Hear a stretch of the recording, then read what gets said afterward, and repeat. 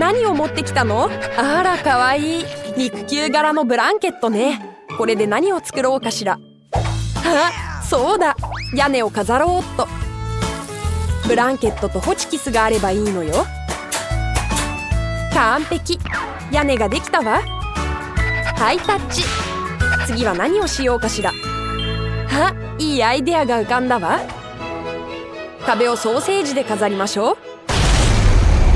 僕の大好きなソーセージだわん。返して。あー、ジャック、デコレーションを食べちゃダメよ。舐めるだけだわん。まあいいわ。ここに砂をばらまいていきましょう。そして広げていくの。いい感じ。ジャック、タイルを敷くのを手伝ってくれる？もちろんだわん。ここにタイル、こっちにもタイル。ビービー、すごい素敵な道を作ったわん。今度は遊びの時間よ。ジャック、フリスビーを取ってきて。すぐに取ってくるわん。侵入者発見だわん。フリスビー、捕まえた。